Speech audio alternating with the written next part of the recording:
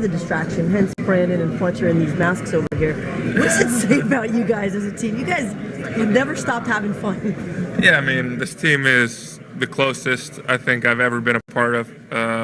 Guys truly love playing with one another. I've said it all along. I'm so glad this season wasn't over a lot earlier because this is the most fun I've ever had playing football. This team is probably the loosest team I've ever been a part of. Doug, one of the things he consistently says is he wants us to let our personality show. And as players, I mean, that's when you're able to have fun, when you're not trying to be micromanaged. There's obviously a fine line that you can never overstep because that's when Doug probably has to pull back a little bit. But I think we got a lot of guys that just love playing football, love competing, and love playing for one another. Exactly. Pull that off, that look? Yeah, I think they might be on the next set of what's called Nacho Libre. They might have a success story on that, part 2 over there for them. We'll see if they wear them on Sunday. Zach, why won't this game be too big for Nick? Yeah, I mean, Nick is one of the most even-keeled humans ever. He never gets too high. He never gets too low. The guy just loves playing football. The stage, obviously the NFC Championship game was the biggest stage any of us had been on, and he goes out there and has the best game of his career. So the stage isn't going to be too big for him. It's not going to be too big for us. We're just excited to play. How knowing him as you do, I know it's not him against Brady, but how you think that gets him extra pumped up? No.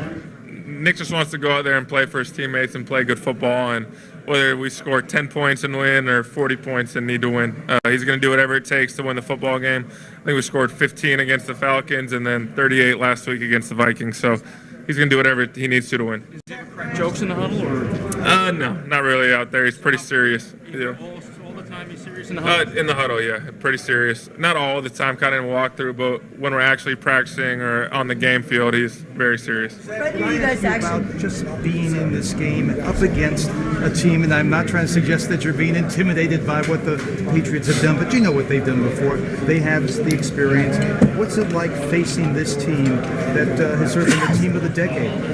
Yeah, I mean, this is the best franchise in football right now, right? Brady's gone 8 out of 16 years of playing to the Super Bowl, which is unbelievable. I mean, you can't even put that, you can't even comprehend those numbers. In this sport, in this team sport, to kind of have that success is obviously phenomenal. We got very few guys with Super Bowl success. Pretty much all of our key players, besides pretty much Jank, have not played in a Super Bowl. So we're just going out there having fun. We don't know what we don't know. So we're just going out there having fun, really looking forward to this opportunity. It's going to be a great game. The challenge, though, of going up against this legendary team? Yeah, I mean, you got to, in order to be the best, you got to beat the best. Obviously, that saying is kind of very cliche, but it holds true in this situation. As a franchise, we're trying to emulate them. So it's going to be a great test for us on Sunday. What do you that's got to bring some normalcy to it, no? Yeah, definitely. I mean, all this stuff is a huge distraction. We're trying not to make it a distraction, but going to opening night is not a normal week. Being here at a podium for me is not a normal week. But we're just trying to go out there, looking forward to getting back to practice today. We haven't practiced in what seems like forever. Been about 4 days, I think, since last Saturday. Since Saturday is when we practiced last. So the body needs to practice. Mentally, we need to practice. We've been doing a lot of walkthroughs to kind of prepare ourselves for the unique situations that will come up in this game. But yes, I'm looking forward to practice. How do you feel? Celebrating Doug's birthday? Hopefully with a great practice today and a Super Bowl on Sunday. The best gift I could give him right now would be a great Wednesday practice, and that's what I'm focused on. Brett Favre is going to speak to you guys on Saturday morning for a flag. Yeah, I mean, he's obviously one of the best quarterbacks to ever walk this earth. He beat the Patriots in a Super Bowl in the past. So I'm excited about listening to him about the experiences that he's had. But anytime you can listen to one of the all-time greats, you're going to take something from him. And I'm excited about learning. I love learning from these all-time greats. We had Kobe speak to us at the beginning of the year, mid-season. So we're excited about having Brett. We spoke when? Mid-season? Yeah, when we were in LA, he was at the yeah. How would you cover Gronk if you were defensive back? Ooh, I'll put about 3 guys on him. Yeah, he's obviously an extremely tough matchup.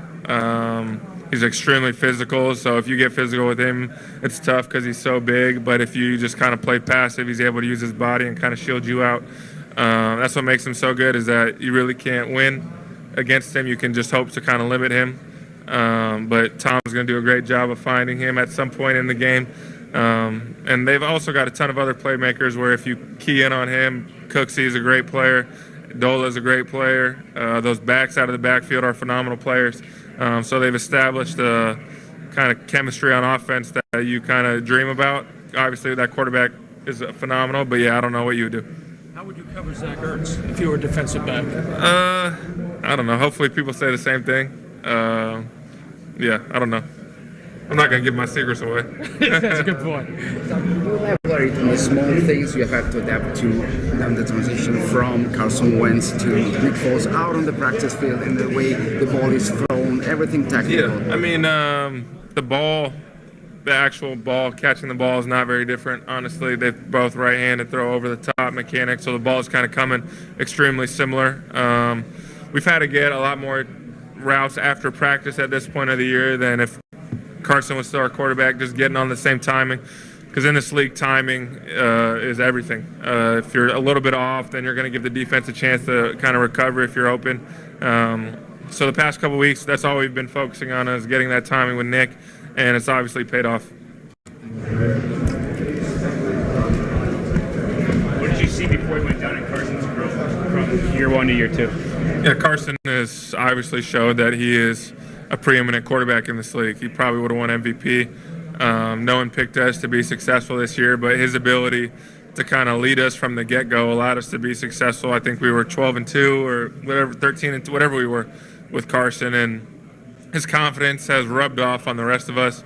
Every time we stepped on the field as a football team with Carson as our quarterback, we expected to win.